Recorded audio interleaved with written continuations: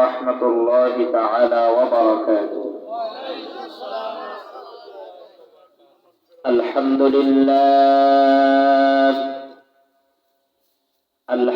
لله نحمده ونستعينه ونستغفره ونعوذ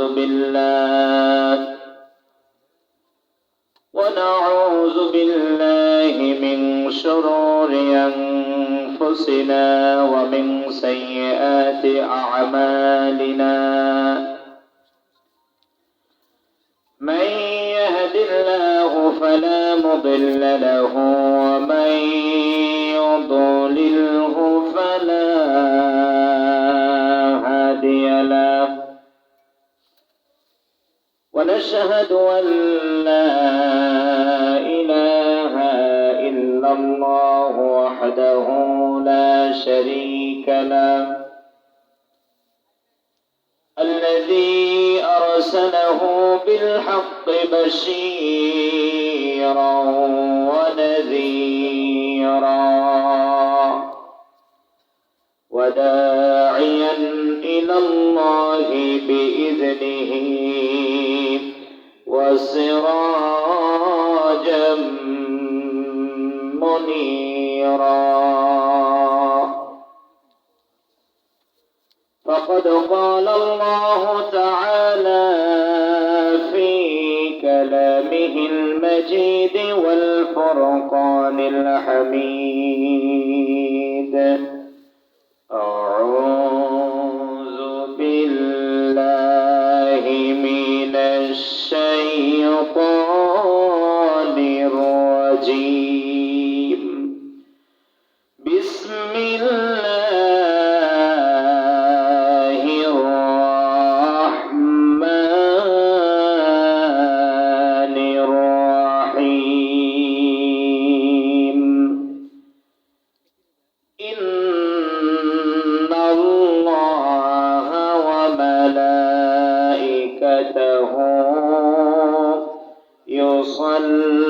يصلون على النبي يا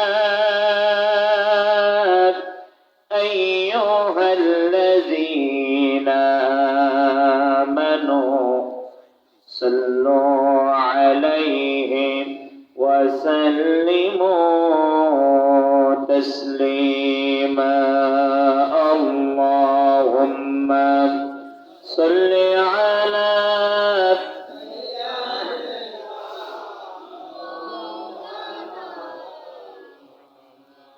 وعلى آله.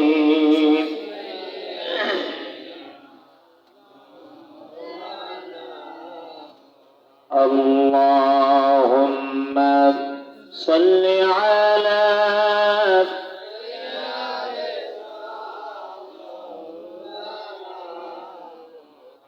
وعلى آله.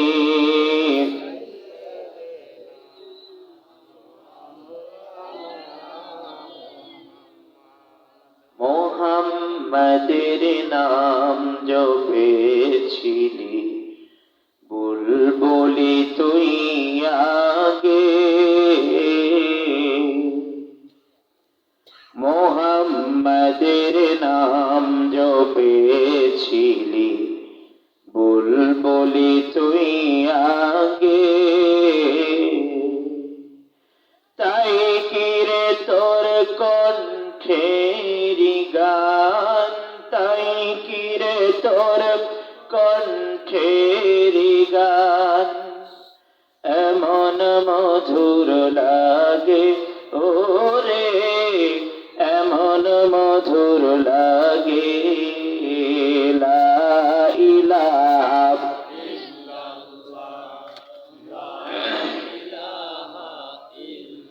জোরে লা ইলাহা, আরো জোরে লা ইলাহা, লা ইলাহা ইল্লাল্লাহ, লা ইলাহা মুহাম্মাদুর রাসূলুল্লাহ। আল্লাহুম্মা صل على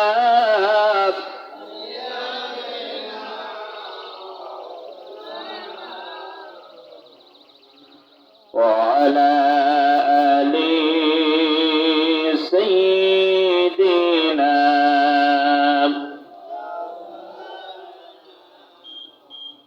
بلغ العلا بكماله كشف الدجى بجماله حسنت جميع خصاله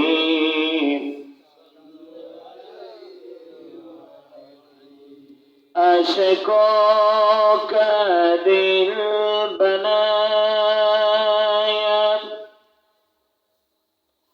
عاشقوں کا دل بنایا ऐन अल्लाह ने उसका रोशन कर दिया इश्क़े रसूलुल्लाह में बलगल उला बिकमालिही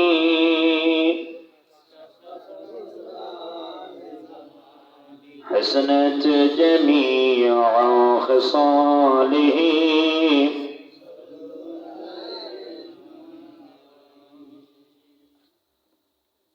ঐতিহ্যবাহী কোয়েলঘাটি কেন্দ্রীয় জামে মসজিদ উন্নয়ন কল্পে 26তম আজিম উরশান ওয়াজ মাহফিলে সুনাম ধন্য সভাপতি অবসরপ্রাপ্ত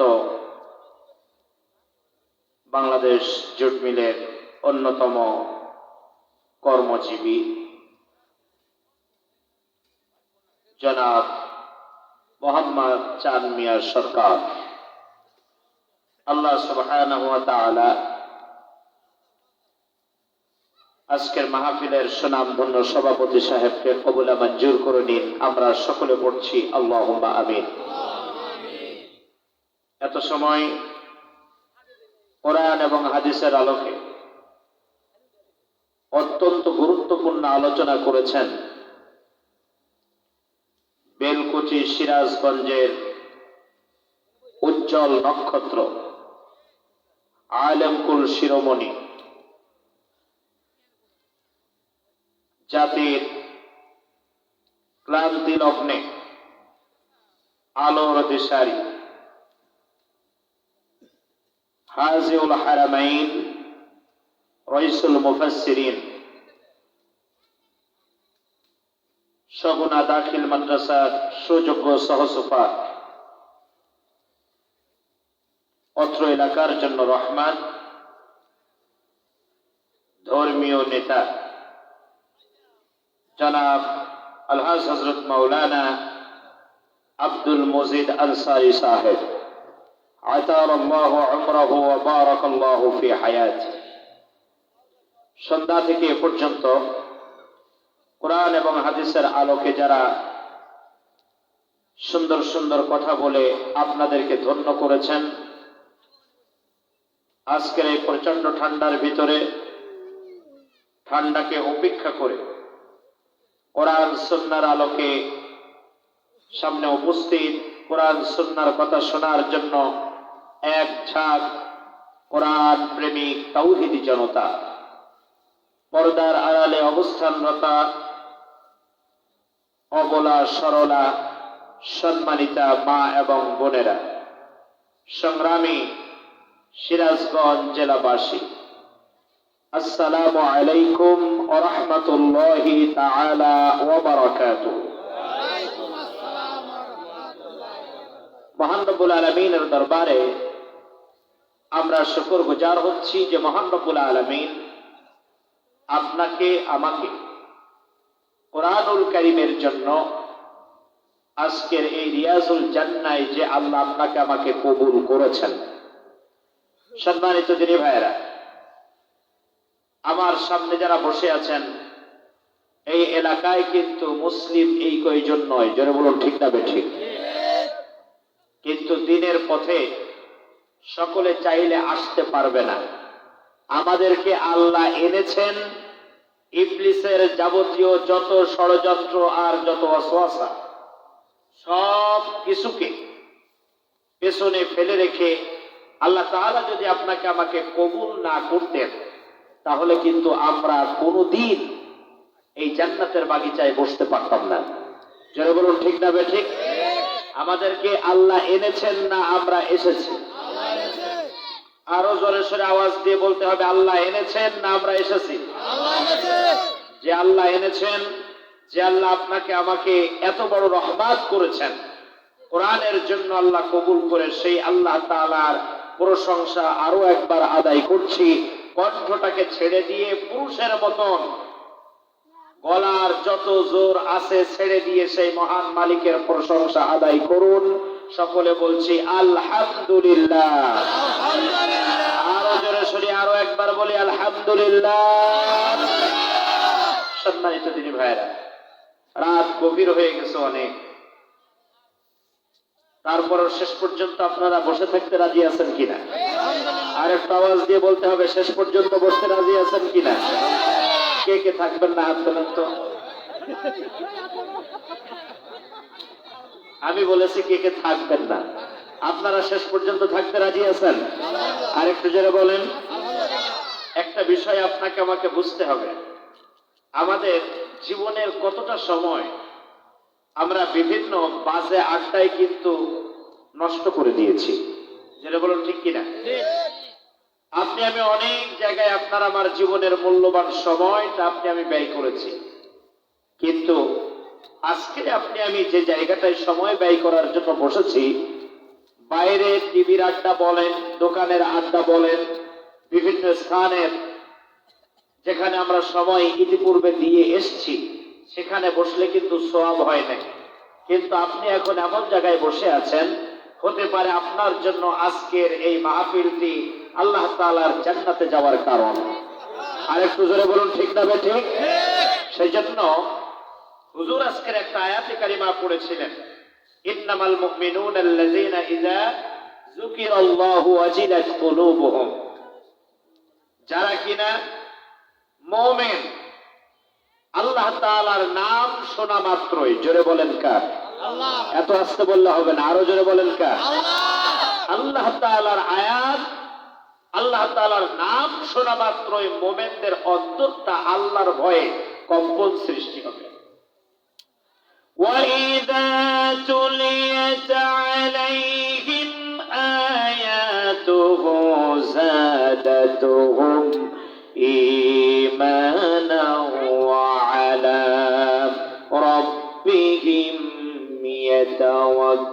يَتَوَكَّلُونَ। আল্লাহ রাব্বুল আলামিন বলেন, এই মুমিনদের দ্বিতীয় কোয়ালিটি হলো, এক নম্বরে মুমিনরা যখন আমার নাম শুনবে, মুমিনদের অন্তরটা আমি আল্লাহর ভয়ে কম্পন সৃষ্টি হবে।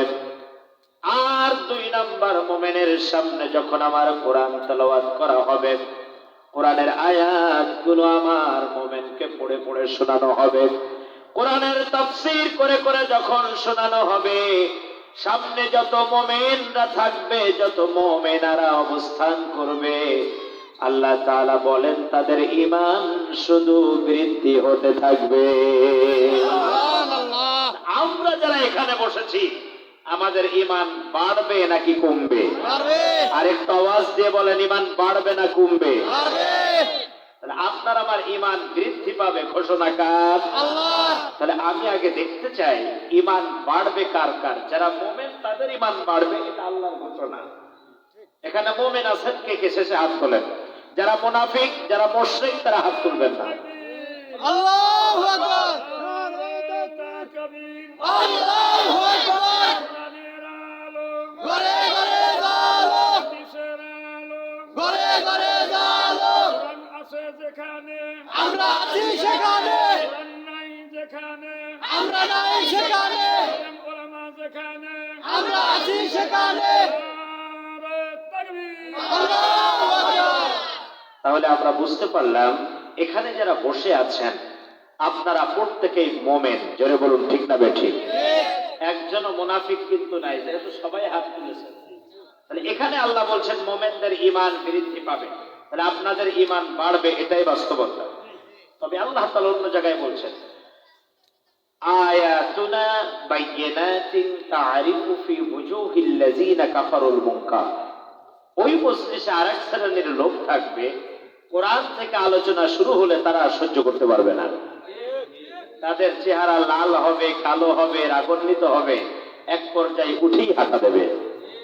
আমি যত সময় কোরআন থেকে আলোচনা করব, এর ভিতরে আমার সামনে যে তাওহীদি জনতা আপনারা বসে আছেন, যদি কেউ ওঠেন তাহলে বুঝবো যে আসলে আপনি মুমিন নয়, আপনি মুনাফিক।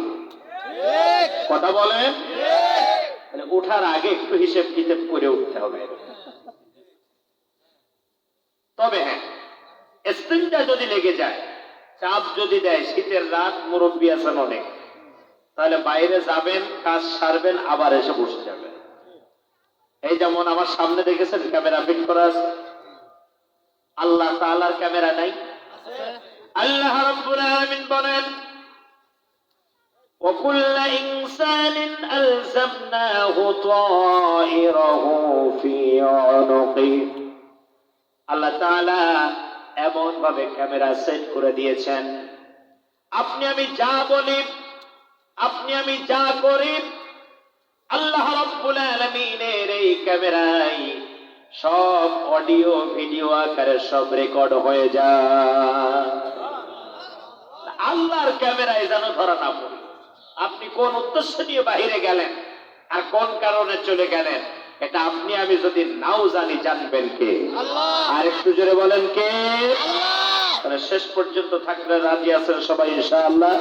আর একটু আওয়াজ দিয়ে বলেন, থাকতে রাজি আছেন?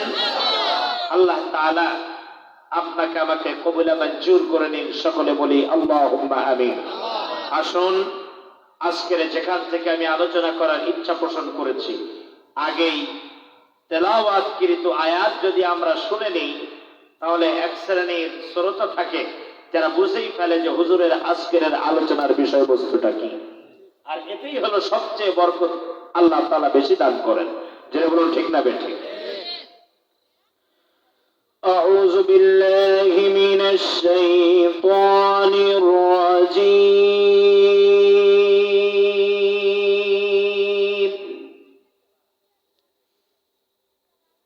বিসমিল্লাহির রাহমানির রাহিম।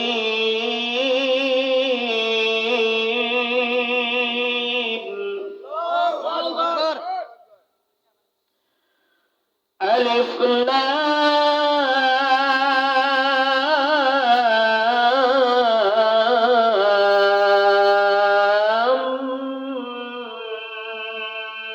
মিম।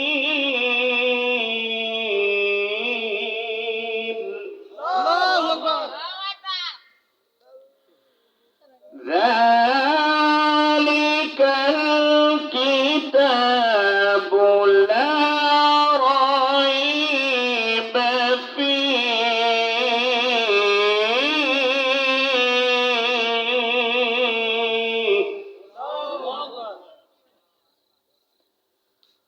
হুদাল লিল মুত্তাকিন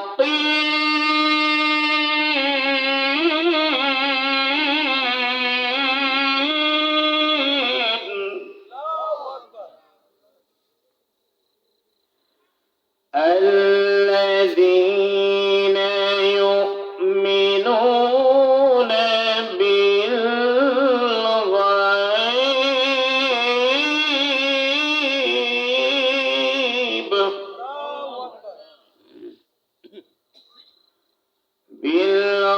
بالغيب ويقيمون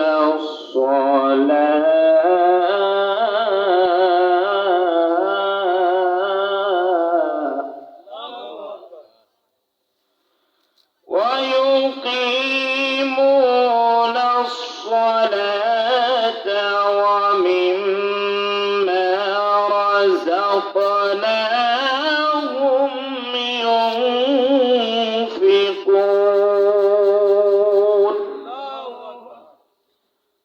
সাদাকাল্লাহুল আযীম। আমি আপনাদের সামনে তেলাওয়াত করেছি মহাবিশ্বের মহাবিশ্বয় মহাগ্রন্থ আল কুরআনুল কারীম আল্লাহ সুবহানাহু ওয়া তাআলার সাথে কথোপকথনের অন্যতম মাধ্যম হলো আল কোরআন। সেই মহাগ্রন্থ আল কুরআনুল কারীমে সূরাতুল বাকারার 3টি আয়াত আল্লাহ সুবহানাহু ওয়া তাআলা এই 3টি আয়াত কারিমার উপরে যদি সংক্ষিপ্ত আলোচনা করার তৌফিক দান করেন তাহলে করতে পারবো ইনশাআল্লাহ। শুরুতেই সে মহান মুনিবের দরবারে সারেন্ডার করছি। ক্বালু সুবহানাকা লা ইলমা লানা ইল্লা মা 'আল্লামতানা আলাইহি তাওয়াক্কালতু ওয়া ইলাইহি উনীব। সম্মানিত দিনী ভাইয়েরা, সূরাতুল বাকারা, বাকারা মানে হলো গাভী। বাকারা মানে কি? গাভী। এই সূরাটি নাজিল হয়েছে বিশ্বনবী সাল্লাল্লাহু আলাইহি ওয়াসাল্লামের হিজরতের পরে মদিনাতুল মুনাওয়ারায় মাদানী জীবনের প্রথম দিকে এই সূরার অধিকাংশ আয়াতগুলো নাজিল হয়েছে। কিছু সংখ্যক আয়াত মক্কা আল মুকাররমায়ও নাজিল হয়েছে। ধারাবাহিকতা অনুযায়ী বিষয়বস্তুর দিক থেকে সামঞ্জস্য থাকার কারণে এই সূরাটি মুফাসসিরগণ মাদানী সূরা বলে আখ্যায়িত করেছেন। আমি যে 3টি আয়াত কারিমা তেলাওয়াত করেছি, এই 3টি আয়াতের সংক্ষিপ্ত ব্যাখ্যা আলোচনা আমরা ধারাবাহিকভাবে করার চেষ্টা করব ইনশাআল্লাহ। প্রিয় দিনী ভাইয়েরা, আলিফ লাম মিম, আল্লাহ তাআলা এই বিচ্ছিন্নময় বর্ণমালা আল্লাহ তাআলা দিয়েছেন কোরআনুল কারীমের ভিতরে যে সূরাগুলোর শুরুতে, এটাকে বলা হয় হুরুফে মুকাত্তাআত। এটাকে কি বলা হয়? কোরআনের তাফসীর মানে হলো কোরআনের এক একটা স্টাডি ক্লাস। কথোপকথন না করলে কিছু বোঝা যাবে না। আমি বলবো, আপনারা শুধু শুনেই যাবেন, এর নাম কিন্তু তাফসীর নয়। কথা বলতে হবে। রাজি আছেন? আরেকটু আওয়াজ দিয়ে বলেন, রাজি আছেন? আলিফ লাম মিম, এটাকে বলা হয় হুরুফে মুকাত্তাআত। এর অর্থ পৃথিবীর কেউ জানেন না। আল্লাহু আ'লামু বিমুরাদিহিম, এর অর্থ একমাত্র আল্লাহই ভালো জানেন। এর অর্থ একমাত্র কে ভালো জানেন? আল্লাহ। আরেকটু জোরে বলেন, আল্লাহ। বিশ্বনবী সাল্লাল্লাহু আলাইহি ওয়াসাল্লাম বলেছেন, এর অর্থ আমাকে জানানো হয় নাই। প্রিয় দিনী ভাইয়েরা আমার, এই হুরুফে মুকাত্তাআত ইসলামী বিশ্বকোষ আছে, যত ডিকশনারি আছে, পৃথিবীতে যত বই ছাপানো হয়েছে, কোন বইয়ের ভিতরে এই ধরনের বিচ্ছিন্নময় বর্ণমালা দেখা যায় নাই। এর দ্বারা প্রমাণিত হয়ে যায় কুরআনুল কারীম দুনিয়ার কোন মানব রচিত কোন কিতাব নয়। এই কুরআনুল কারীম একমাত্র আল্লাহ সুবহানাহু ওয়া তাআলা, সেই আল্লাহ তাআলার পক্ষ থেকে পাঠানো কিতাব। আল্লাহ রাব্বুল আলামিন বলেন, যালিকাল কিতাবু লা রাইবা ফীহ, এই কিতাবের ভিতরে কোনো সন্দেহ নাই, কোনো ভুল নাই। এই কিতাব হলো সঠিক পথ প্রদর্শক। যারাই কিনা পৃথিবীর বুকে এই সঠিক পথ প্রদর্শককে সুন্দর করে আঁকড়ে ধরেছে, আল্লাহ তাআলা বলেন তারাই অন্ধকার থেকে আলোর দিকে চলে এসেছে। জোরে বলুন সুবহানাল্লাহ। আল্লাহ রাব্বুল আলামিন বলেন, ও নবী, আপনি আমার বান্দাগুলিকে কি দিয়ে ডাকবেন আমার দিকে?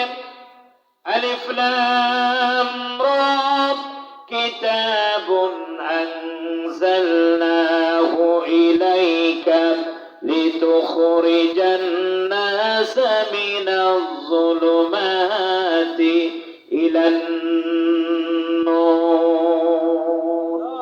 ও নবী, আপনাকে আমি যে কিতাব দিয়েছি, এই কিতাব দিয়ে আপনি অন্ধকার থেকে আমার বান্দা বান্দিগুলোকে আপনি আলোর দিকে থাকবেন।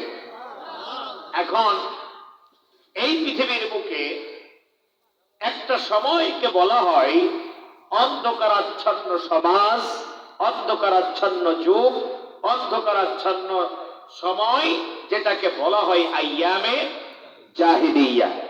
আপনাদের কাছে আমি প্রশ্ন করতে চাই, এই যে দীর্ঘ একটা সময় আইয়ামে জাহিলিয়া, যেটা অন্ধকারাচ্ছন্ন যুগ, এই যুগে কি সূর্য উঠতো না? এত আস্তে বললে হবে না, আরো জোরে বলেন। আচ্ছা, এই যুগে কি চাঁদ রাতের বেলায় আলো দিত না? দিত। তাহলে সূর্য টাইমলি আলো দিয়েছে, চাঁদ সময় মতন আলো দিয়েছে, কিন্তু তারপরেও এই যুগটাকে বলা হচ্ছে অন্ধকারাচ্ছন্ন যুগ। কারণ এর কারণ হলো একটাই, ওই যুগে সূর্য ঠিক মতন উঠত, ওই সময়ে চাঁদ রাতের বেলায় আলো ঠিক মতন দিত, কিন্তু তারপরেও অন্ধকারাচ্ছন্ন সমাজ, অন্ধকারাচ্ছন্ন যুগ, যে কারণে বলা হয়েছে, তার মানে হলো ওই সমাজের মানুষের ভিতরে ওহির জ্ঞানের বড় অভাব ছিল। ওহির জ্ঞান যে ছিল না তা না, ওহির জ্ঞান ছিল, কিন্তু এমন একটা সমাজ, এমন একটা যুগ ছিল, যে যুগে চুরি যত বেশি যে মানুষটি করতে পারত, ওই মানুষটি ছিল সম্মানিত সমাজের ভিতরে।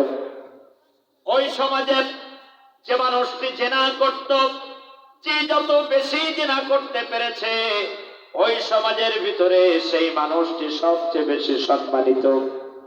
ওই সমাজের বুকে যে মানুষটি সবচেয়ে দুর্নীতি বেশি করেছে, ওই সমাজে সে সবচেয়ে বেশি সম্মানিত। আপনাদের কাছে আমি প্রশ্ন করতে চাই, ওই সমাজে চুরি ছিল, বাটপারি ছিল, হাইজাকার ছিল, ধর্ষণকারী ছিল, আর সমাজেই তারা ছিল মাথা। আজকের বর্তমান পৃথিবীতে যে যত বেশি চুরি চামারি আর বদমাইশি করে, সেই আমাদের দেশেও বর্তমান দেখা যায় হয়ে যায় দেশের মাথা। কথা বলে। ওই সময়টাকে যদি অন্ধকারাচ্ছন্ন সমাজ বলা হয়, ওই সময়টাকে যদি অন্ধকারাচ্ছন্ন যুগ বলা হয়, আপনাদের কাছে প্রশ্ন করতে চাই, বর্তমান সময়টাও কি? এই দুইটা যুগের ভিতরে কোনো পার্থক্য নাই। এর থেকে যদি জাতিকে বাঁচতে হয়, তাহলে মানব রচিত কোনো আইন আপনাকে আমাকে শান্তি দিতে পারবে না। ওই কিতাবের কাছে আপনাকে আমাকে আসতে হবে, যে কিতাব পড়লে পরে জীবনের পরিবর্তন সাধিত হয়ে যায়। আল্লাহ রাব্বুল আলামিনের কিতাবের ভিতরে কোনো জায়গায় কোনো ভুল নাই, সন্দেহ নাই।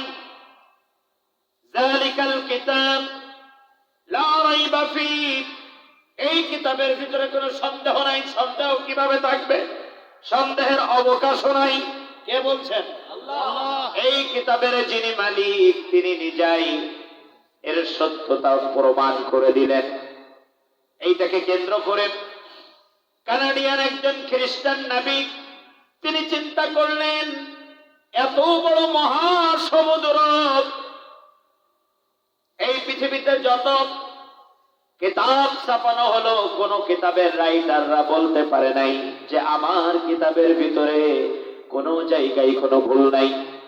কিন্তু এত বড় একটা মহাসমুদ্র, জ্ঞান বিজ্ঞান দিয়ে যে কিতাব পরিপূর্ণ, আজকের গোটা বিশ্বের বুকে যে কিতাবের কাছে সব কিতাব আত্মসমর্পণ করেছে, এই কিতাবের ভিতরে কোনো ভুল নেই। এটা কেমন করে হয়? তিনি রামায়ণ পড়লেন, মহাভারত পড়লেন, চিন্তাবেস্তা পড়লেন, তিনি ঋগ্বেদ, সামবেদ, যজুর্বেদ, অথর্ববেদ, পুরাণ, কল্কি পুরাণ, মহাভারত, গীতা সব পড়া হয়ে গেল। বাইবেল নিয়ে তিনি গবেষণা করলেন, কিন্তু বাস্তবতার সাথে আর এই কিতাবগুলোর সাথে তিনি কোনো মিল পেলেন না। সর্বনাশ, তিনি গীতার যে 4টি পাঠ আছে, বেদের যে 4টি পাঠ আছে, ঋগ্বেদ, সামবেদ, যজুর্বেদ, অথর্ববেদ, এই বেদ কিতাব নিয়ে তিনি সর্বলাস্ট গবেষণা করলেন, তাদাব্বুর করলেন। তাদাব্বুর মানে হলো গবেষণা করা। তাদাব্বুর মানে কি? আরেকটু আওয়াজ দিয়ে বলেন। তিনি গবেষণা করলেন। গবেষণা করে তিনি বেদ কিতাবের শেষ কথা যেটা পেয়ে গেলেন, মোহাম্মদ ইতি খ্যাত স্রষ্টং সহস্র শিষ্য শাখা সমন্বিত জুরি পৈজস্য মহাদেব মরস্ত নিবাসী নম অল্লং স্রষ্টং মোহাম্মদ রকং ইল্লাল্লাতি ইল্লাল্লাহ। চিৎকার মেরে বলুন আল্লাহু আকবার। তিনি যখন এই কথা পেলেন, মোহাম্মদ ইতি খ্যাত এই বেদ কিতাব কুরআনুল কারীম নাজিলের 1300 বছর আগে লেখা হয়েছে। কত আগে? আরেকটু আওয়াজ দিয়ে বলেন। 1300 বছর আগে এই বেদ কিতাব রচনা করা হয়েছে। তিনি এই কিতাবের ভিতরে পেয়ে গেলেন মুহাম্মদ ইতি খ্যাত মুহাম্মদ সাল্লাল্লাহু আলাইহি ওয়াসাল্লাম এখনো পৃথিবীতে আসেন নাই। 1300 বছর আগের ইতিহাস।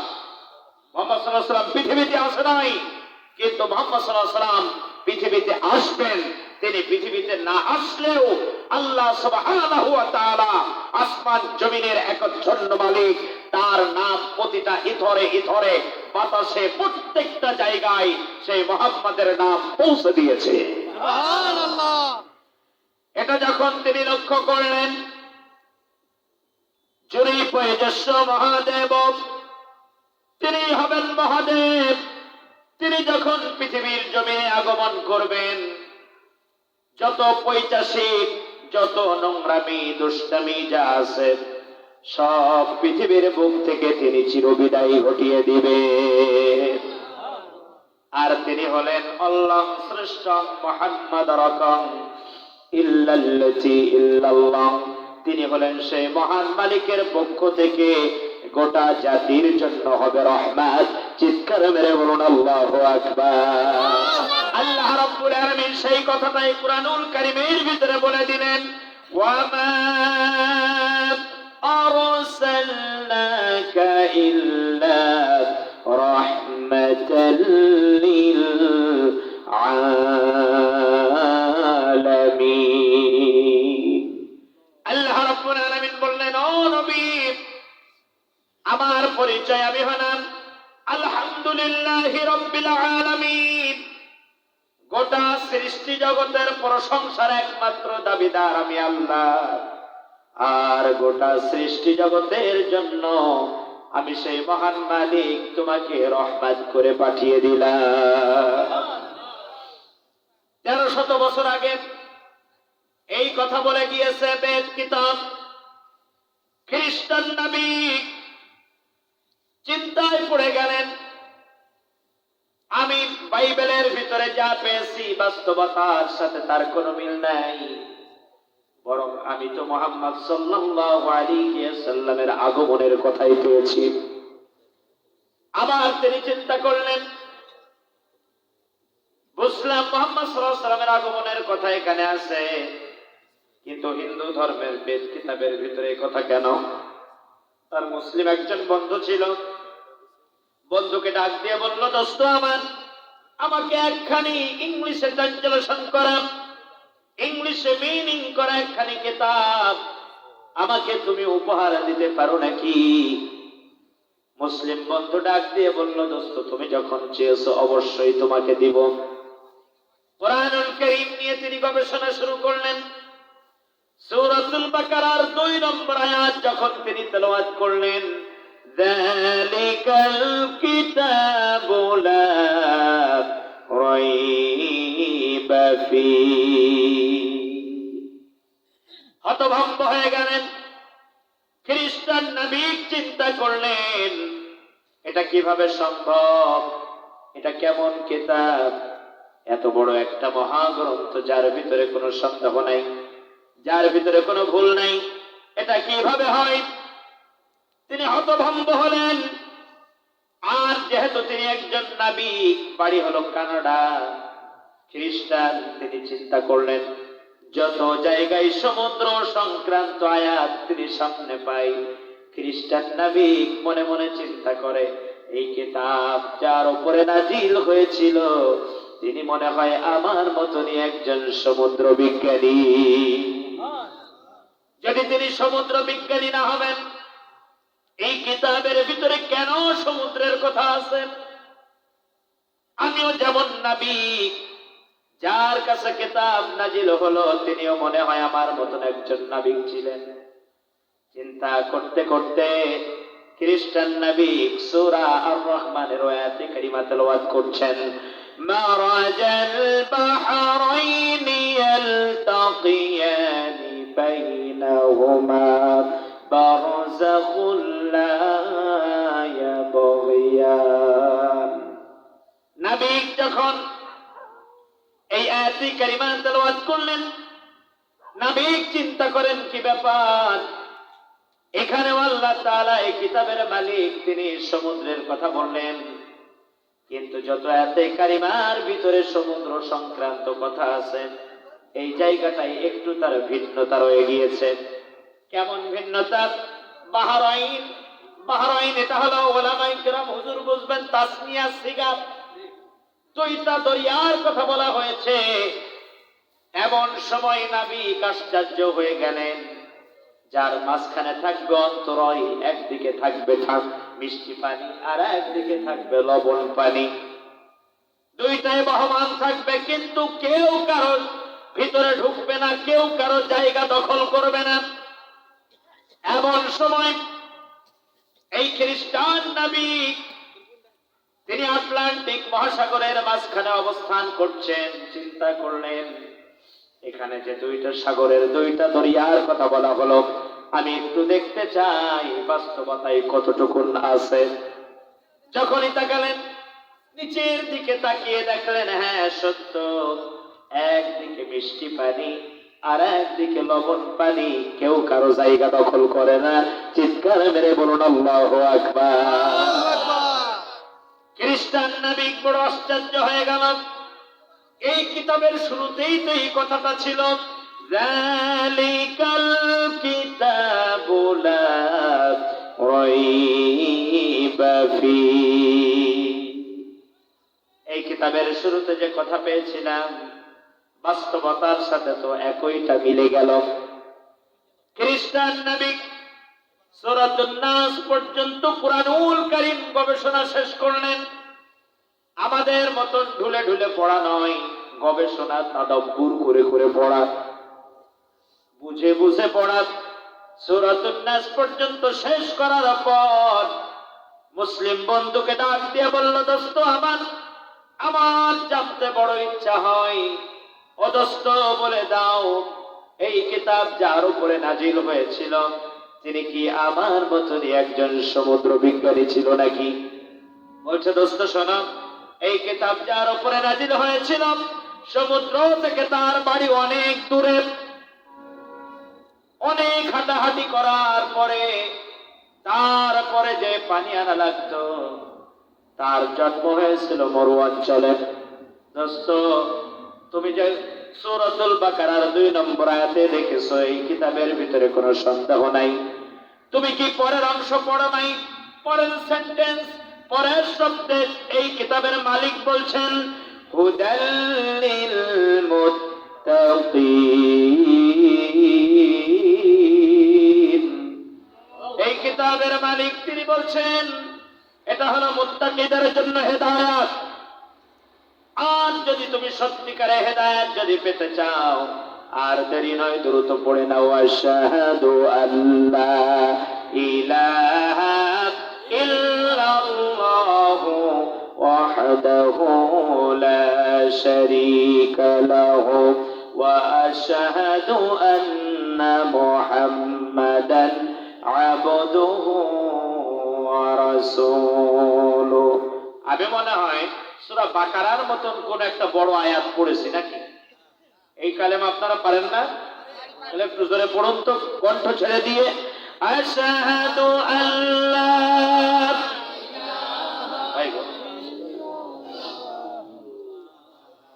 ওয়াহদাহু লা شريك له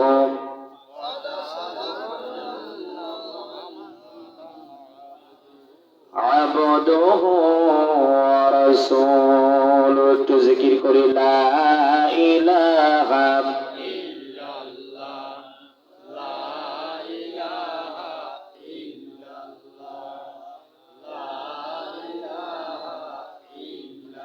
জোরে লা ইলাহা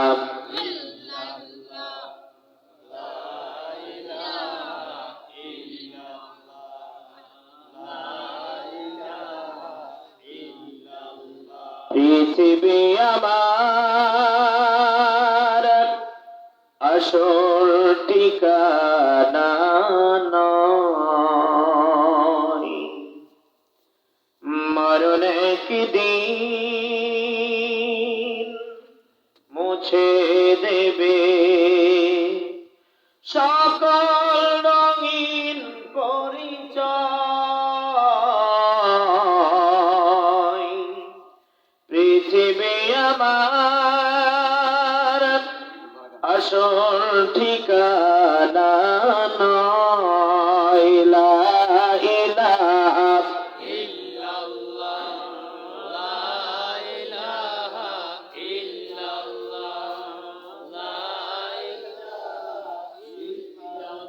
জোরে লা ইলাহা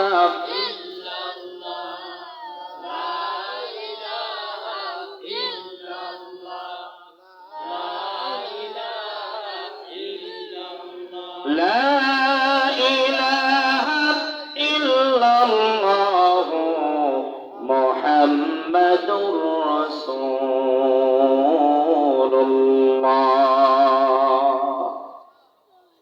খ্রিস্টান নবী কালেমায়ে শাহাদাত পড়ে তাওহীদের ভিতরে তার নিজের জীবনটাকে সঁপে দিলেন। চিৎকার মেরে বলুন আল্লাহু আকবার। আল্লাহু আকবার। এখানে আল্লাহ তাআলা হুদাল লিল মুত্তাকিন বলেছেন যে মুত্তাকিদের জন্য হেদায়েত, কিন্তু কোরআনুল কারীমটা হলো শুধুমাত্র মুত্তাকিদের জন্য হেদায়েত, কিন্তু কোরআন শুধুমাত্র মুত্তাকিদের জন্য নয়, হুদাল লিন-নাস। কোরআন হলো সকলের জন্য। এই কোরআন আপনার আমার জন্য কেমন মেসেজ এটা আগে বুঝতে হবে। আপনি আমি যখন সূরাতুল ফাতিহা নামাজে যখন আমরা দাঁড়াই, আচ্ছা বলুন তো সূরা ফাতিহা ছাড়া কোন রাকাত নামাজ আমরা পড়ি কিনা? দৈনিক আমরা যদি সূরাতুল ফাতিহা দিয়ে নামাজ যেহেতু পড়ি, আগামীকাল ফজরের নামাজ আমরা সূরা ফাতিহা বাদ দিয়ে পড়ব হবে? সেজন্য এই সূরার নাম রাখা হয়েছে সাবউল মাসানি, অধিক পঠিতব্য সূরা। প্রিয় ভাইয়েরা আমার, এই সূরাতুল ফাতিহায় আমরা এই সাক্ষ্যটাই দেই যে হুদাল লিল মুত্তাকিন, আল্লাহ আমরা মুত্তাকিদের দলভুক্ত হতে চাই। যেটা বলুন ঠিক না বেঠিক? ঠিক। সূরা ফাতিহায় কয়টি অংশ আছে বলতে পারবেন? 7 আয়াত, এটা তো আমরা সবাই জানি। অংশ কয়টি? পাঠ কয়টি? আচ্ছা বলুন তো অ্যাপ্লিকেশন করতে কয়টি, অ্যাপ্লিকেশন করতে কয়টি পয়েন্ট লাগে বলতে পারবেন না? 3টি। যেটা বলেন কয়টি? আরেকটু জোরে বলেন। 3টি। তাহলে 1 নম্বরে থাকে হলো প্রশংসা। 1 নম্বরে কি থাকে? 2 নম্বরে পরিচয়, আর 3 নম্বরে থাকে, ঠিক না বেঠিক? আপনি আমি যখন নামাজে দাঁড়িয়ে যাই, নামাজে দাঁড়াবার পরে সর্বপ্রথম আল্লাহ রাব্বুল আলামিনের দরবারে যখন আমরা অ্যাপ্লিকেশন করি, আমরা বলি আলহামদুলিল্লাহি রাব্বিল আলামিন। কাকে বলছি? আল্লাহকে। যে আল্লাহ সকল প্রশংসা তোমার। সব প্রশংসার পরে আল্লাহ তাআলা বললেন তোমার পরিচয়, তুমি আমার এত প্রশংসা কেন করছো, তুমি কে? আমরা বললাম আল্লাহ আমাদের পরিচয় হলো ইয়্যাকা না'বুদু ওয়া ইয়্যাকা নাস্তাঈন। আমার পরিচয়, আমি হলাম তোমার ইবাদত করি, তোমার কাছে সাহায্য চাই। আমি হুদাল লিল মুত্তাকিনদের অন্তর্ভুক্ত, তোমার অনুগত একজন বান্দা। আল্লাহ বললেন তুমি কি চাও? আল্লাহ কি বলছেন? তুমি কি চাও? আমরা বললাম আল্লাহ একটা সোজা একটা রাস্তা চাই, যে রাস্তা দিয়ে আমি এইখান থেকে একেবারে ঢাকায় চলে যাব, দুই সাইডে কোনো রাস্তা থাকবে না, আর যদিও থাকে ওদিকে আমি তাকাবো না, আমি সোজা হাঁটবো, আমি সোজা গাড়িতে যাব, এরকম একটা রাস্তা চাই। হুজুর সাল্লাল্লাহু আলাইহি ওয়াসাল্লাম সোজা একটা ডাক দিলেন। একটা দাগ দেওয়ার পরে তার আশপাশ থেকে আরো কিছু দাগ দিলেন। সাহাবায়ে কেরামকে প্রশ্ন করলেন তোমরা কি বুঝছো এটা কি? সাহাবায়ে কেরাম অতি চালাক ছিলেন, তারা যদিও জানতেন আরো কিছু জানবার জন্য তাদের উত্তর এটাই হতো, আমাদের চেয়ে আল্লাহ এবং আল্লাহর রাসূল বেশি ভালো জানে, আর আমরা যা জানি তার চাইতে আরো বেশি বুঝাই। কথা বলেন না কেন? আমরা উপদেশ নিতে ভালোবাসি না, উপদেশ দিতে বেশি ভালোবাসি। এটা হলো আমাদের অভ্যাস। প্রিয় দিনী ভাইয়েরা আমার, আমরা হাদিয়া নিতে বেশি ভালোবাসি না দিতে বেশি ভালোবাসি? নিতে বেশি ভালোবাসি। বিশ্বনবী সাল্লাল্লাহু আলাইহি ওয়াসাল্লামের চরিত্র ছিল হাদিয়া দিতে বেশি ভালোবাসতেন। যারা বলুন আল্লাহু আকবার। আপনি আমি তার উম্মত, অথচ আমাদের অভ্যাসটা হলো ভিন্ন। প্রিয় দিনী ভাইয়েরা আমার, আমরা বললাম আল্লাহ আমাদের পরিচয়, আমরা হলাম তোমার অনুগত বান্দা, আমরা মুত্তাকি, তোমার কাছে একটা সোজা রাস্তা চাই। এখন এই পৃথিবীর বুকে যারা সেকুলার ধর্ম নিরপেক্ষ মতবাদে বিশ্বাসী, যারা শিরক করে, যারা অনবরত গুনাহ করছে, তারাও কিন্তু ইহদিনাস সিরাতাল মুস্তাকিম এই আয়াত পড়েই নামাজে যায়। ঠিক না ঠিক?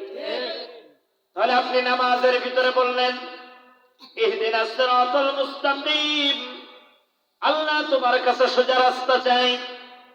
আবার আপনি রাস্তা মসজিদ থেকে যখন দুনিয়ার রাস্তায় বেরিয়ে আসলেন, তখন বাম রামদের পথ অনুসরণ করা শুরু করলেন। তাহলে আপনি নামাজে একরকম বললেন, বাস্তব জীবনে আর এক রকম। আপনার নামাজ আল্লাহ তাআলার দরবারে কবুল হবে না। প্রিয় দিনী ভাইয়েরা আমার, আল্লাহ তাআলা এখানে বললেন এই কিতাবের ভিতরে কোনো ভুল নাই, কোনো সন্দেহ নাই, সন্দেহের অবকাশও নাই।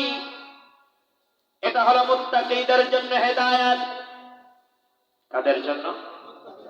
তাহলে আমাদের পরিচয় আমরা কি? আমাদের পরিচয় আমরা কি? আমাদের পরিচয় আমরা মুত্তাকি বান্দা। যারা বলুন ঠিক কিনা? তাহলে এই কিতাব আপনার আমার জন্য হেদায়েত, এটা কোনো সন্দেহ আছে? আল্লাহ তাআলা বললেন তোমরা যদি মুত্তাকি হতে চাও, তোমাদের ভিতরে যে গুণাবলী প্রয়োজন তার এক নাম্বার হলো আল্লাযীনা ইউমিনুনা বিল গায়ব। আল্লাযীনা ইউমিনুন, তোমাদের কি আনতে হবে? একটু জোরে বলেন। ঈমান। ঈমানটা কিন্তু বড় মজবুত বিষয়, মহামূল্যবান বস্তু আল্লাহর কাছে। কিন্তু আল্লাহর হাবিব আবার এই কথাও বলেছেন যে সকালে ঈমানদার, বিকেলে বেঈমান। আমরা হলাম মুমিন বলে দাবি করি, কিন্তু মুমিন খ্রিস্টানের চরিত্র, নিজেকে মুমিন বলে দাবি করে ইহুদি নাসারার চরিত্র, নিজেকে মুমিন বলে দাবি করে সুদে টাকা লাগায়। এই এলাকায় তো নাই? সর্বনাশ। নিজেকে মুমিন বলে দাবি করে ঘুষ খায়, আছে না নাই? অনেক মহিলা আছে নিজেকে মুমিনা বলে দাবি করে, অথচ ভিনদেশীদের স্টার জলসা, জি বাংলা, অপসংস্কৃতির সিনেমার স্টাইল ব্যবহার করে, আছে না নাই? তাহলে আপনি মুমিন হতে পারেন নাই। মুমিন, এই ঈমানের দাম কত বড় এটা আগে আপনার বুঝতে হবে। আল্লাহর কাছে ইমানের মূল্যটা কত? আহলে সুন্নাত ওয়াল জামাতের আকীদা হলো সর্বলাস্ট যে মানুষটি জাহান্নাম থেকে মুক্তি পাবে, ওমা উতিতুম মিনাল ইলমি ইল্লা কালিলা, সামান্যতম, একেবারেই সামান্যতম যার ঈমান থাকবে আল্লাহ তাআলা তাকে জাহান্নাম থেকে যখন মুক্ত হয়ে আসবে, মুক্ত হওয়ার পরে এই সামান্যতম ঈমানের কারণে আল্লাহ তাআলা ওই মুমিনকেও 10টি পৃথিবী সমান একটা জান্নাত দিবেন। কয়টি পৃথিবী সমান? আর একটু জোরে বলেন। 10টি পৃথিবী সমান জান্নাতের ভিতরে। আপনার আমার পায়ের নিচ থেকে, এই মুমিন আপনি হলেন, নিজেকে মুমিন বলে দাবি করলেন, আপনি যে জায়গাটায় থাকবেন এই জায়গাটা সম্পর্কে আগে আপনার জানতে হবে। জান্নাতের ভিতরে মুমিনের পায়ের নিচ থেকে ঝর্ণা ধারা প্রবাহিত হতে থাকবে। জান্নাতিন তাজরি মিন তাহতিহাল আনহার, আল আনহারু খালিদিনা ফিহা। আপনার আমার পায়ের নিচ থেকে ঝর্ণা ধারা থাকবে। তাহলে নিচে যদি ঝর্ণা ধারা থাকে, উপরে কি থাকবে? কথা বলেন। এই মুমিনদের পায়ের নিচ থেকে যদি ঝর্ণা ধারা থাকে, তাহলে উপরেও কিছু থাকতে হয় না?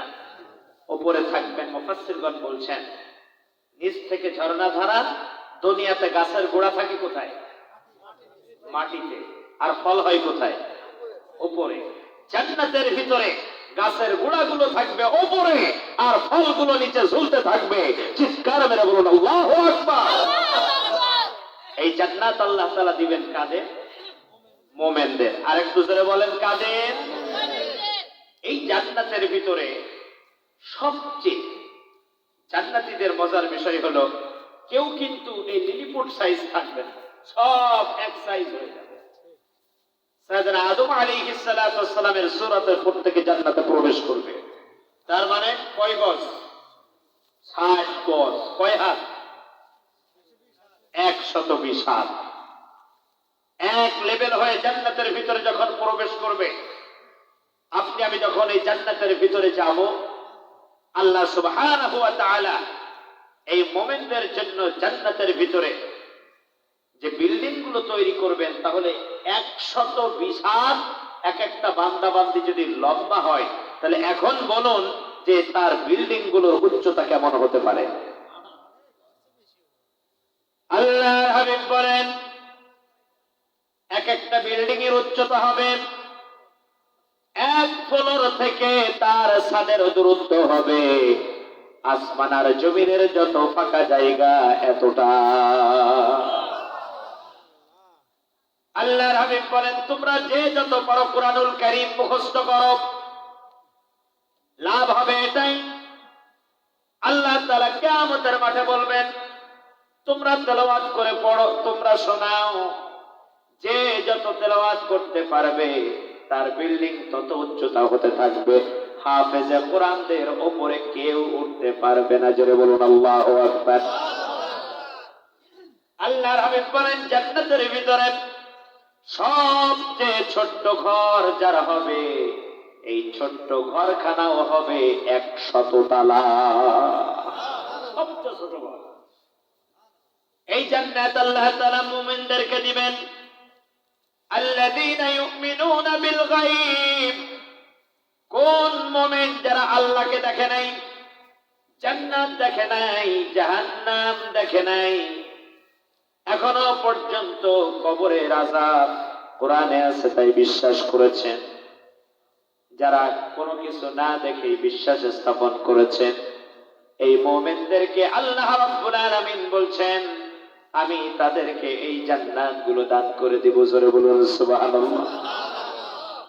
এই জান্নাতের মেহমান যদি আপনাকে আমাকে হতে হয়, তাহলে দুনিয়াকে প্রাধান্য দিলে চলবে না, দুনিয়াকে ভালোবাসলে চলবে না, আখিরাতকে প্রাধান্য দিতে হবে। আখিরাতের দিকে আপনাকে আমাকে বেশি বেশি করে মনোনিবেশ করতে হবে। জোরে বলুন ঠিক না বেঠিক? এই জান্নাতের ভিতরে আল্লাহ তাআলা যে হুরগুলো দিবেন, খাদেমা দিবেন, দুনিয়ার স্ত্রী জান্নাতের ভিতরে যদি যান তাহলে ওই হুরদের রানী হবেন। জোরে বলুন আল্লাহু আকবার। প্রিয় ভাইরা, আমরা নিজেকে নামাজ পড়লেই মনে করেছি আমরা মনে হয় মোমেন হয়ে গেছি, ইমানদার হয়ে গিয়েছি, ঠিক কিনা? আচ্ছা বলুন তো, যে মানুষটি সুদ খায় সে কি আর ইমানদার থাকে? সে বেঈমান হয়ে যায়। কারণ সুদ ঘুষ হারাম করেছেন কে? আর একটু জোরে বলেন। এই এলাকায় সুদ আছে না নাই? হাজারে 100 আছে না নাই? হাজারে 500। ভালোভাবে শুনুন, যারা সুদে টাকা লাগান তাদের কোন ইবাদত আল্লাহর কাছে কবুল হবে না, হবে না, হবে না। স্পষ্ট আকারে শুনুন, যারা সুদে টাকা লাগায় তারা যতই নামাজ পড়ুক তাদের নামাজ আল্লাহর কাছে কবুল হবে না। স্পষ্ট কথা। সুদের সবচেয়ে ছোট্ট গুনাহ আপন মায়ের সাথে জিনা করা। আর একটু জোরে বলুন না আউযুবিল্লাহ। এই সুদে যারা টাকা লাগায় এলাকায়, তারা মারা যাওয়ার পরে আমরা যতই জানাজা দেই আর বলি আল্লাহুম্মা গফির লি হাইয়িনা ওয়া মাইয়িতিনা ওয়া শাহিদিনা ওয়া গায়বিনা, কোনটাই কাজ হবে না। কারণ একে অ্যারেস্ট করেছে কে? আল্লাহর পুলিশ, জাহান্নামের পুলিশ। বলতে পারেন হুজুর তো আমরা কি করে খাবো, ঠিক না বেঠিক? কাজ কাম পারি না। গ্রামের মানুষের হারাম খাওয়ার তো কোনো সুযোগই নাই।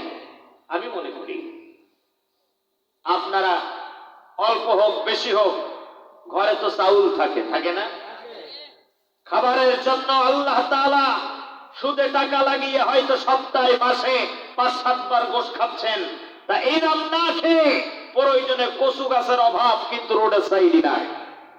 এই কচু গাছ সেদ্ধ করে খান, তারপরেও দেখবেন রোগ ভালো হবে, রোগ হবে না আপনার শরীরে। সাইয়েদনা ওমর ফারুক রাদিয়াল্লাহু তাআলা আনহু, পারস্যের সম্রাট, গোয়েন্দা পাঠালেন, দেখো তো ওমরের রাষ্ট্রের ভিতরে মদিনাতুল মুনাওয়ারায় কি কি নেই। গোয়েন্দা বিভাগ যে রিপোর্ট দিল, ওমরের মদিনাতুল মুনাওয়ারায় 2টা জিনিস নেই। কি নাই? 1 নম্বরে জেলখানা, আর একটা হলো হাসপাতাল। কি নেই? আরেকটা জোরে বলেন। জেলখানা আর হাসপাতাল।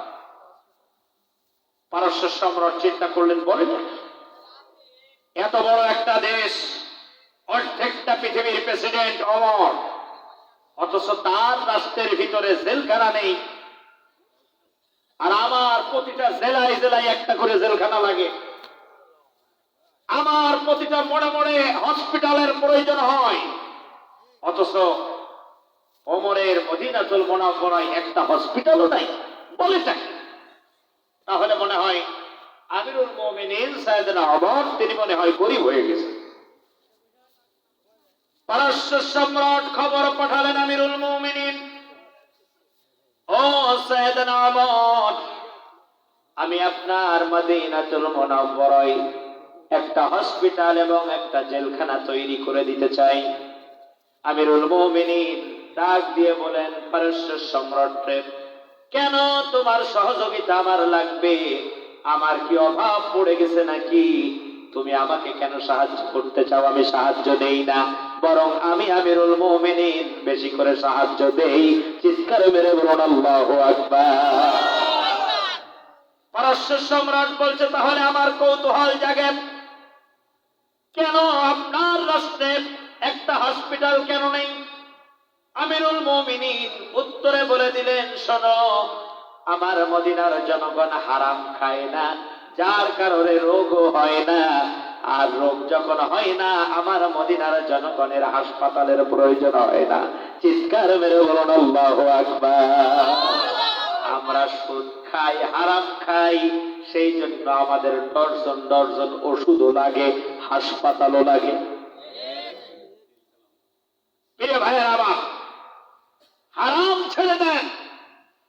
টাকা লাগালেন, খেলেন, অসুখ হলো। আচ্ছা বলুন, এরপরে ওই টাকা তো ডাক্তারকে দিয়ে দিলেন, মাঝখান থেকে আপনার গোনা হয়ে যাচ্ছে, তাহলে আপনার দরকারটা কি? আপনি ভালো না খেয়ে, ডাল আলু ভর্তা খেয়ে যদি আপনি সুস্থ থাকেন, এর চাইতে বরকতপূর্ণ আর কিছু হতে পারে না। সেজন্য যারা সুদে টাকা লাগান, এরপরে ধানে টাকা লাগান, সুপারিতে টাকা লাগান, আছে না নাই? এগুলো বন্ধ করে দিতে হবে। রাজি আছেন? ইনশাআল্লাহ বেশি জোরে হয়। আপনারা কি বিরক্ত হচ্ছেন নাকি? কারণ আপনাদের চেয়ে আমি কিন্তু বেশি তাড়া। কারণ আগামীকাল আমার প্রোগ্রাম হলো ভোলা, এটা হলো বাংলাদেশের একেবারেই শেষ জেলা, এরপরে হলো বঙ্গোপসাগর। আপনারা এখন যে ঘুমাবেন, আর আমি এখান থেকে খুলনা পর্যন্ত আমার 8 ঘন্টার জার্নি। কয় ঘন্টা? 8 ঘন্টা। আবার ওখান থেকে ভোলা হলো 6 ঘন্টা জার্নি। এটা করে কালকে পৌঁছাবো ওখানে। তাহলে আমার চাইতে আপনারা বেশি ব্যস্ত না আমি বেশি ব্যস্ত? তাহলে আমি যদি সময় দিতে পারি, আপনারা শেষ পর্যন্ত দিতে রাজি আছেন? আর একটু জোরে বলেন, দিতে রাজি আছেন? কে কে নাই হাত তোলেন তো। যাক, এখন তো লোক আছে। প্রিয় দিনী ভাইয়েরা আমার, তাহলে সুদ খাওয়া যাবে? যে সুদে টাকা লাগায়, যে সুদের সাক্ষী থাকে, যে সুদের সুপারিশ করে, সুপারিশ করা মাত্রই তার ইমানদারদের খাতা থেকে তার নামটা আল্লাহ তাআলা কেটে দেন। আপনি কাউকে যদি উপকার করতে চান, কিভাবে করবেন? আপনি কাউকে 1000 টাকা কর্জে হাসানা দিলেন, আপনি ধার্য করে দিতে পারবেন না। আপনি বলতে পারেন, ভাই আমার অমুক তারিখ লাগবে, দিয়ে দিয়ে। আপনি এই কথা বলতে পারবেন না, 1000-100 টাকা। অথবা আপনি ধানে টাকা দিলেন, যে এই টাকাটা দিলাম, এই টাকাটা দিয়ে তুমি ধান করো, ওই সময় বাজার মূল্যে আমাকে প্রতি মনে এত টাকা দিতে হবে। এই ধার্য করাটাই হলো সুদ। এই ধার্য করাটা কি? সুদ। আপনি যখন ব্যাংকে টাকা রাখছেন, ব্যাংক যদি আপনাকে বলে আপনি 50 লাখ টাকা রাখছেন, প্রতি মাসের যে লাভ লস যেটা হবে, এটা আপনাকে বহন করতে হবে। লাভ হলেও ভালো, লস হলেও ভালো। যে ব্যাংক আপনাকে এইভাবে ফিক্স করবে না, ওখান থেকে যে লাভটা আসবে এটা আপনার জন্য হালাল। কিন্তু আপনাকে বলে দেওয়া হলো 50 লাখে প্রতি মাসে 500 টাকা, এটা আপনার জন্য হারাম। কথা কি বুঝে আসছে? তাহলে ধানে যদি আপনি টাকা দেন, সে জায়গায় আপনি বলতে পারবেন না বাজার দরে আমাকে এত করে দিতে হবে, তাহলে আপনার জন্য এটা কি হবে? হারাম। সে যদি খুশি হয়ে কিছু দেয়, ওটা হাদিয়া স্বরূপ আপনি নিতে পারবেন, এটা হালাল। কথা কি বুঝে আসছে? এই এলাকায় কি সুদ আছে? আর একটু জোরে বলেন। ভালোভাবে মনে রাখবেন, এই সুদে যারা টাকা লাগান, আপনার শরীরের ভিতরে যে রক্তটা এই টাকার অর্থ দিয়ে যে উপার্জন হয়, এই উপার্জন দিয়ে আপনার শরীরের যে রক্ত হয়, এই রক্ত কিন্তু ভালো রক্ত হতে পারে না। এই রক্ত থেকে যত প্রোডাকশন হবে, যত সন্তান হবে, ওটা হবে কোরআন বিদ্বেষী, ওটা হবে টাটকা হারামি। কথা বলেন। শেষ বয়সে দেখবেন, এর থেকে যদি তওবা করে ফিরে না আসে, যারা সুদের ব্যবসা করে, আল্লাহ এদেরকে এমন রোগ দেয়, সুদে যত টাকা অর্জন করেছিল, কামাই করেছিল, ও যায়, জমি জায়গা যা থাকে তাও যায়, নিজেও শেষ পর্যন্ত যায়, আর আগামী প্রজন্ম রাস্তার ফকির হয়। যে ব্লাডটা ভিতরে গেল, এই ব্লাডটা আপনার পয়জন, এটা তো ভালো রক্ত না। আল্লাহ এই জন্যই তো ব্লাড ক্যান্সার দিয়ে দেয়, সব শেষ হয়ে যায়। আর সন্তানগুলো কেমনে ভালো হবে? সন্তান ভালো হওয়ার তার সুযোগ নাই, কারণ আপনি হারাম উপার্জন করেছেন। এই হারাম উপার্জন থেকে একটা কলা খাওয়াইছেন, এর থেকে যে শরীরের যে ধরনের শক্তি জমা হয়েছে, ওটা হয়েছে হারাম। ওটা কি? হারাম। তাহলে পিতা, আপনি আপনার সন্তানকে খারাপ বানাচ্ছেন। কথা বলেন না কেন? যারা এখানে পিতা হয়েছেন, কেউ কি চান আপনার সন্তান খারাপ হোক? আচ্ছা বলুন তো, ছোট বাচ্চারা কি চায়? আমি আগেই বলেছি, কোরআনের তাফসীরুল কোরআন মাহফিল মানে হলো কোরআনের এক একটা স্টাডি ক্লাস, এখান থেকে কিছু নিতে হবে। আচ্ছা বলুন তো, ছোটরা কি চায়? আদর, ভালোবাসা, না? বড়রা কি চায়? হ্যাঁ, আর একটু জোরে বলেন। সম্মান চাই। মৌনবিজ্ঞানীর নাম শুনেছেন? হ্যাঁ, অনার্সের ছাত্র আছেন কে কে, বা অনার্স শেষ হয়ে গেছে পড়তেছেন? হাত তোলেন তো। কেউ নাই? গন্ডগোলে চলে গেছে না? গন্ডগোলের বছর শেষ। প্রিয় ভাইয়েরা আমার, খেয়াল করুন, মৌনবিজ্ঞানীর একটা থিওরি আছে।